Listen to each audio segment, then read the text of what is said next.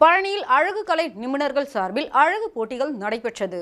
திண்டுக்கல் மாவட்டம் பழனியில் திண்டுக்கல் மாவட்ட அழகு கலை நிபுணர்கள் மற்றும் அனைத்து அமைப்பு சாரா தொழிலாளர்கள் நலச்சங்கம் சார்பில் அழகு போட்டி, மெஹந்தி போட்டி மற்றும் ஆடைகள் வடிவமைப்பு போட்டிகள் நடைபெற்றது. இதில் திண்டுக்கல் மாவட்டம் முழுவதிலும் இருந்து நூற்றுக்கணக்கான அழகு கலை பெண்கள் கலந்து கொண்டனர். இந்த நிகழ்ச்சியில் பார்வையாளர்கள் மத்தியில் அமைக்கப்பட்டிருந்த மேடையில் ஆடை வடிவமைப்பு நிபுணர்களால் வடிவமைக்கப்பட்ட ஆடைகளை அணிந்தபடி இளம் பெண்கள் ஒய்யாரமாக நடந்து வந்து தங்களது உடைகளை காட்சிப்படுத்தினர். அப்போது கூட்டத்தில் இருந்த பெண்கள் ஆரவாரம் எழுப்பி பாராட்டுகளை வழங்கினர். தொடர்ந்து அழகு கலை சங்கத்தினர் சார்பில் பெண்களுக்கு அழகு செய்யப்பட்டு அவர்களும் நடந்து வந்து காட்சிப்படுத்தினர். மேலும் விதவிதமான மெஹந்தி போட்டியும் நடைபெற்றது. பெண்கள் அவரவரின் திறமையை வெளிப்படுத்தினர். 3 பிரிவுகளாக நடைபெற்ற போட்டியில் தேர்ந்தெடுக்கப்பட்டு முதல் 3 இடங்களை பிடித்தவர்களுக்கு பரிசுகள் வழங்கப்பட்டது. தமிழ்நாடு அனைத்து வணிகர் சங்கங்களின் பேரமைப்பு சார்பில் பழனி மாவட்ட தலைவர் JP சரவணன், கந்தவிலாஸ் பாஸ்கரன், தேனி ஆனந்தம் துணிக்கடை உரிமையாளர் ஆகியோர் சிறப்பு விருந்தினர்களாக பங்கேற்று பரிசுகளை வழங்கினர். இந்த நிகழ்ச்சியில் பழனி அழகு நிலைய உரிமையாளர்கள் சங்க தலைவி ரோஹிணி, செயலாளர் பிரதிமா, பொருளாளர் பிரேமலதா உள்ளிட்ட பலர் பங்கேற்றனர்.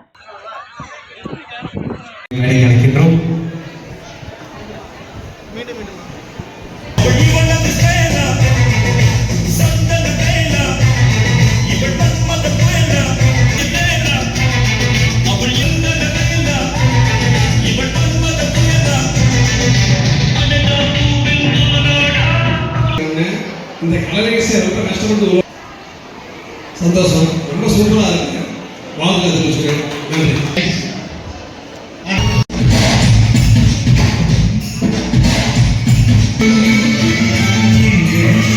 நடிகர் ரஜினிகாந்த் பூரணம் நலம் பெற வேண்டி கோவில்பட்டி சொர்ணமலை கதிர்வேல் முருகனுக்கு அங்க பிரதர்ஷனம் செய்து மனமுருகி வழிபாடு நடத்திய ரஜினி ரசிகர்கள் கடந்த செப்டம்பர் 30ஆம் தேதியன்று நடிகர் ரஜினிகாந்தின் உடலில் இரத்த நாளத்தில் ஏற்பட்ட வீக்கம் மற்றும் பாதிப்பு காரணமாக சென்னை அப்பல்லோ மருத்துவமனையில் அனுமதிக்கப்பட்டு சிகிச்சை பெற்று வருகிறார். திடீர் உடல்நலக்குறைவு காரணமாக மருத்துவமனையில் சிகிச்சை பெற்று வரும் சூப்பர் ஸ்டார் ரஜினிகாந்த் பரிபூரண நலம் பெற்று விரைவில் வீடு திரும்ப வேண்டுமென அவரது ரசிகர்கள் மனமுருகி பிரார்த்தனை மற்றும் சிறப்பு பூஜைகள் வழிபாடுகளில் ஈடுபட்டு வருகின்றனர்.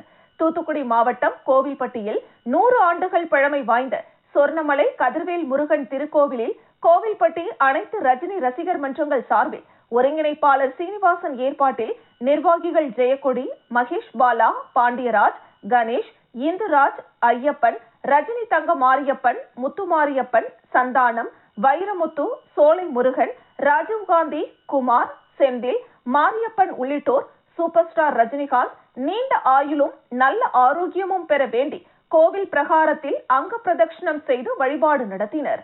அதனைத் தொடர்ந்து ரஜினிகாந்த் பெயருக்கு அர்ச்சனை செய்து சிறப்பு பூஜைகள் நடத்தினர்.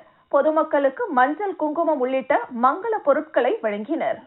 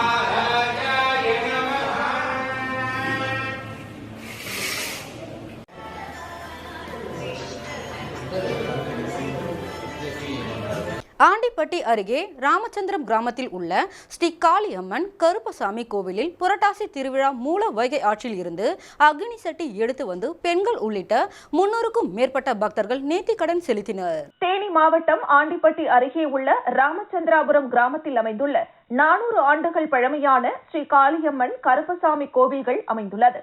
இக்கோவிலில் புரட்டாசி திருவிழா ஆண்டுதோறும் வெகு விமரிசையாக நடைபெற்று வருகிறது. அதன்படி இந்த ஆண்டு புரட்டாசி திருவிழாவை முன்னிட்டு 2ஆம் நாள் நிகழ்ச்சியாக பக்தர்கள் அக்னி சட்டி எடுக்கும் நிகழ்ச்சி நடைபெற்றது.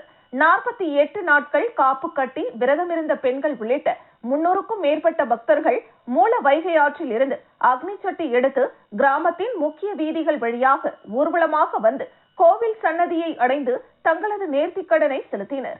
அப்போது ஏராளமான பெண் பக்தர்கள் அருள் வந்து ஆடினர். அதனைத் தொடர்ந்து ஸ்ரீ காளியம்மனுக்கு சிறப்பு அலங்காரமும், கருப்பு சுவாமிக்கு அசைவ உணவு, சுருட்டு உள்ளிட்டவற்றை படையலிட்டு பால், பழம், பன்னீர் உள்ளிட்ட 21 வகையான அபிஷேகம் செய்யப்பட்டு தீபாராதனை காண்பிக்கப்பட்டது. இந்த நிகழ்ச்சியில் ராமச்சந்திராபுரம் மற்றும் அதன் சுற்றுவட்டார பகுதிகளை சேர்ந்த ஏராளமான பொதுமக்கள் கலந்து கொண்டு சுவாமி தரிசனம் செய்தனர்.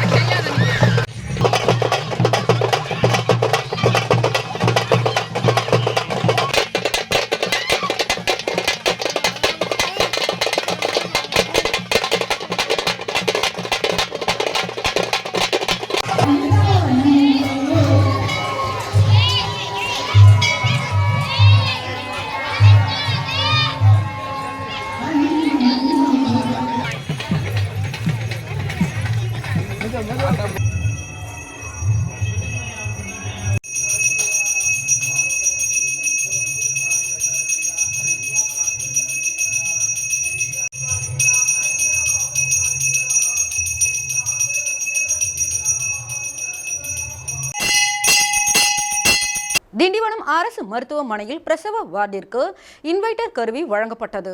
திண்டிவனம் ஹோஸ்ட் லயன்ஸ் சங்கம் சார்பில் அரசு மருத்துவமனையில் உள்ள பிரசவ வார்டிற்கு இன்வெர்டர் வழங்கும் நிகழ்ச்சி சங்கத்தின் தலைவர் ஏழுமலை தலைமையில் நடைபெற்றது. செயலாளர் சுகுமார் வரவேற்புரையாற்றினார். மாவட்ட தலைவர் சந்தானந்தம், சஞ்சீவி பிரபாகரன், டாக்டர் ரவிச்சந்திரன், வெங்கடேசன், சையத் முபாரக், லோகநாதன், ரவிச்சந்திரன், புஷ்பராஜ், அஜய்குமார், பாலாஜி, பாலமுருகன் உள்ளிட்ட பலர் கலந்து கொண்டனர். பொருளாளர் நவநீதன் நன்றி கூறினார்.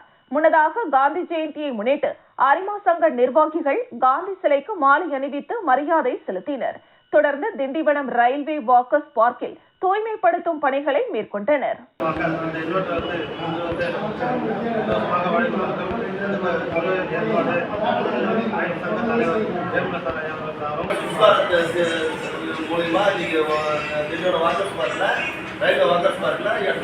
மரக்காணம் அருகே ஞானக்கல்மேடு அருள்மிகு ஸ்ரீ சுயம்பு பூதகாளி அம்பாள் திருக்கோவிலில் புரட்டாசி மாத மகாலய அமாவாசையை முன்னிட்டு தீச்சட்டி எடுத்தல் நடைபெற்றது. விழுப்புரம் மாவட்டம் வானூர் சட்டமன்ற தொகுதிக்குட்பட்ட மரக்காணம் அருகே உள்ள ஞானக்கல்மேடு கிராமத்தில் அமைந்துள்ள ஸ்ரீ சுயம்பு பூதகாளி அம்பாள் திருக்கோவிலில் புரட்டாசி மாத மகாலய அமாவாசையை முன்னிட்டு தீச்சட்டி எடுத்தல் விழா நடைபெற்றது.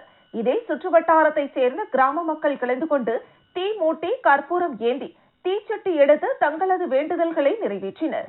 முன்னதாக பிரம்மதேசம் வெங்கடேசன் குருக்களால் சிறப்பு யாகசாலை பூஜைகள் நடைபெற்றது.